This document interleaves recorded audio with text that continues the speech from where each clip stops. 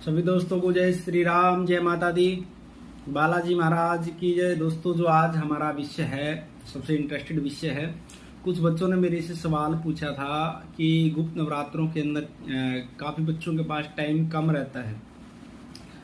उन्होंने पूछा था कि थोड़े समय में हम साधना सिद्धि, किसी भी मंत्र की सिद्धि प्राप्त करना चाहते हैं, तो किस तरह से हमने एक दिन में सिद्धि प्राप्त कर सकते हैं। बिल्कुल, आप एक दिन के अंदर सिद्धि प्राप्त कर सकते हैं किसी भी मंत्र की गुप्त नवरात्रों के अंदर में, क्योंकि गुप्त नवरात्रों के अंदर में काफी योग आते हैं।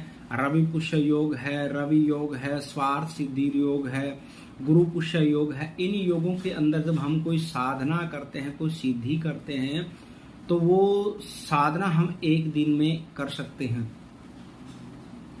इन योगों के अंदर सबसे पहले तो आप जैसे नौवीं तिथि के अंदर में रवि योग आ रहा है और उस दिन मंगलवार है। मंगलवार के दिन आप गुप्त नवरात्रों के अंदर में या तो कोई हनुमान चालीसा सिद्ध करना चाहता है, बजरंग बाण सिद्ध करना चाहता है, सुंदरकांड का पाठ सिद्ध करना चाहता है, या हनुमान जी का कोई बीज मंत्र सिद्ध करना चाहता है, या साबर मंत्र सिद्ध करना चाहता है, तो इसमें आप एक दिन के अंदर ये आप मंत्र, हनुमान चालीसा या बजरंग बाण, सुंदरकांड पाठ एक दिन में आप इसको सिद्ध कर सकते हैं। ध्यान विशेष ये रखना है, यदि आप कोई हनुमान जी का साबर मंत्र सिद्ध करना चाहते हैं, वो सिर्फ रात्रि में ही होगा। बीज मंत्र है, वैदिक मंत्र है, वो आप 24 घंटे के अंदर जितना ज्यादा से ज्यादा जप कर सकते हैं। हनुमान जी को सबसे पहले तो आपने पता, यदि गुरु सानिध्य में है तो गुरु मंत्र का जप करने के बाद जिस भी देवता की हम साधना करते हैं उसको भोग लगाना है। पूजा करके, आराधना करके सबसे पहले हमने संकल्प लेना है। बिना संकल्प के कोई भी हमारा हम जप करते हैं या कोई साधना करते हैं, किसी भी तरह की साधना हो, सबसे पहले हमने संकल्प लेना है। संकल्प के बगैर कोई भी साधना पूरी नहीं होगी, अधूरी रह जाती। कुछ बच्चे बार बार बोलते जी हमने उस चीज को 41 दिन के लिए इसी मंत्र की सिद्धि करी है, लेकिन उसकी हमारे को सिद्धि प्राप्त नहीं हुई। तो कमी कहाँ रह जाती है? कमी सबसे पहले तो ये है कि हम किसी कार्य को कर रहे हैं तो उस कार्य का हमारा ध्येय क्या है। साधना करना चाहते हैं या कोई विशेष काम के लिए उस मंत्र का जप करना चाहते हैं, चालीसा का जप करना चाहते हैं, बजरंग बाण का जप करना चाहते हैं, सुंदरकांड का पाठ करना चाहते हैं, तो इसलिए इन चीजों के लिए सबसे पहले क्या है, संकल्प की आवश्यकता होती है। उस देवता के निमित्त जिस भी साधना करते हैं, हम जैसे हनुमान जी की साधना कर रहे हैं, हनुमान जी की साधना करने से पहले सबसे पहले आपने क्या क्या करना है।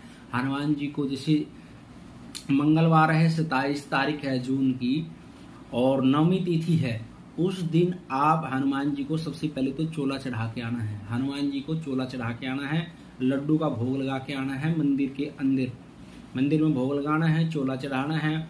उसके बाद में यदि आप वैदिक मंत्र का या कोई हनुमान चालीसा, बजरंग बाण, सुंदरकांड का पाठ सिद्ध करना चाहते हैं, या किसी मनोरथ को, किसी काम को पूर्ण करने के लिए आप इस चीज को उसमें लेके जाना चाहते हैं, तो सबसे पहले आपने उस चीज के लिए संकल्प की आवश्यकता है। बिना संकल्प के आपका जो भी कितने काम करते हो अधूरा रह जाएगा। इन चीजों को, हनुमान चालीसा, सुंदरकांड, बजरंग बाण और वैदिक मंत्र को आप दिन के अंदर भी सिद्ध कर सकते हैं। यदि आप कोई हनुमान जी का साबर मंत्र सिद्ध करना चाहते हैं, वो रात्रि में ही सिद्ध होगा। जितनी ज्यादा से ज्यादा समय हम दे सकते हैं उस मंत्र के लिए, तो जब ही जाके वो सिद्ध होगा।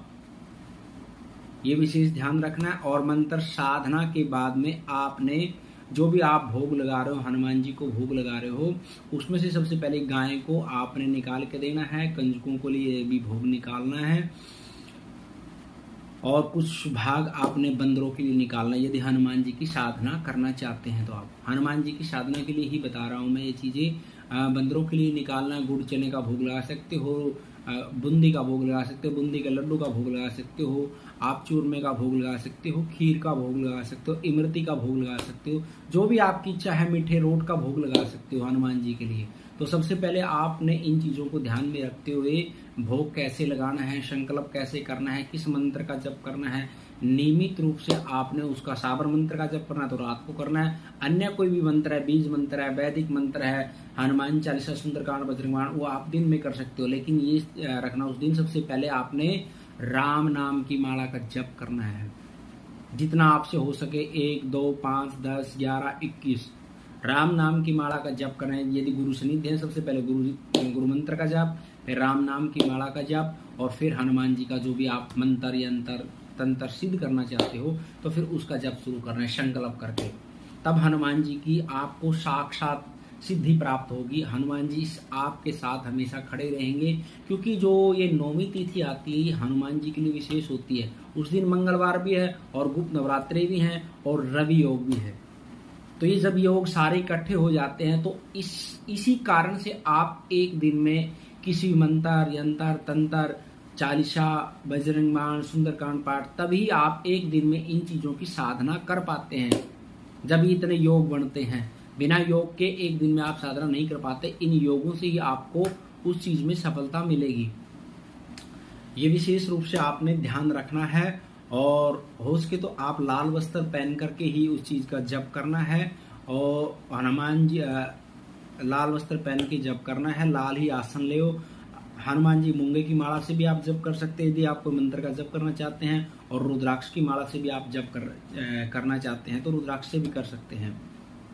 इस चीजों का ध्यान करके करोगे तो आपको साक्षात बालाजी महाराज की, हनुमान जी की सिद्धि, आपको साक्षात कृपा आएगी आपके ऊपर, साक्षात आपको चमत्कार देखने को मिलेगा। लेकिन भाव एक ही होना चाहिए, ध्येय एक ही होना, क्योंकि जब तक हम भगवान को समर्पित नहीं होंगे, भगवान को अर्पण नहीं होंगे तन, मन और धन से। कुछ लोग मन में क्या साधना तो करते हैं, लेकिन उनका विचार मन में अलग अलग विचार, क्या होगा नहीं होगा, कुछ होगा, क्या कर रहे हैं नहीं कर रहे हैं, तो इस तरह के विचार चलते रहते हैं। तब जाके वो चीजें सफलता नहीं मिलती हमारे को।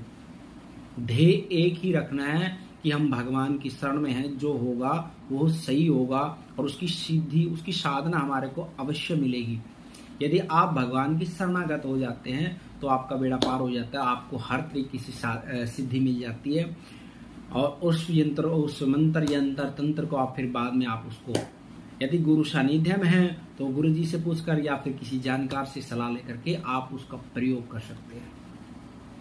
प्रयोग करने के भी इसके काफी नियम होते हैं, क्योंकि मैंने काफी वीडियो पहले भी डाली हुई हैं भी, यह मंत्र को कैसे प्रयोग किया जाता है। यदि हम साधना कर लेते हैं, कुछ बच्चों को पता नहीं होता मंत्र को प्रयोग कैसे करना है, किस स्थिति में प्रयोग करना है और किसके लिए प्रयोग करना है। यदि आप गुरु सानिध्य में हैं तो दूसरे लोगों के लिए भी आप प्रयोग कर सकते हैं। यदि आप गुरु सानिध्य में नहीं हो तो उस मंत्र को दूसरे के लिए प्रयोग मत करना, सिर्फ अपने परिवार के लिए, अपनी रक्षा के लिए, उसके लिए आप प्रयोग कर सकते हैं। किसी भी तरह की कोई भी भूत, प्रेत, जिन, जना, टोना, टोटका, इलम, मंदन, बंधन, सब में कार्य करेगी ये चीजें। जब आपके पास सिद्धि हो जाएगी तो सब चीजों के अंदर आपको इसका प्रभाव अवश्य मिलेगा, आपको शक्ति मिलेगी, आपको साधना मिलेगी, हनुमान जी की साक्षात कृपा मिलेगी। कलयुग के देवता साक्षात कृपा बरसाते हैं हनुमान जी, क्योंकि अष्ट चिरंजीवी देव हैं। तो इसलिए जो भी आप जप कर रहे हैं या किसी प्रकार की साधना कर रहे हैं, वो विश्वास से, भरोसे से, संकल्प करके आपने करनी है। आपको निश्चित रूप से उस साधना में एक दिन के अंदर ही आपको उसकी सिद्धि मिल जाएगी, एक दिन के अंदर सिर्फ।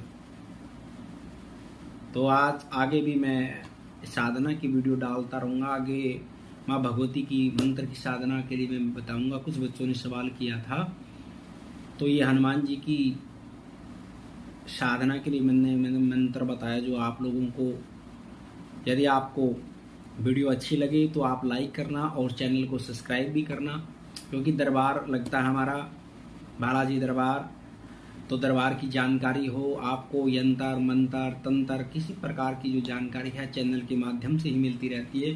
कोई विशेष आवश्यकता है तो आप हमारे कमेंट बॉक्स में भी जानकारी ले सकते हैं, या दरबार का व्हाट्सएप नंबर है उसमें भी जानकारी ले सकते हैं। माँ भगवती और बालाजी महाराज की कृपा से परिवार सभी पर बनी रहे, साक्षात बाबा का आशीर्वाद आपको मिलेगा। इसकी साधना करके देखना एक बार। आज की वीडियो में इतना ही। जय श्री राम, बालाजी महाराज की जय।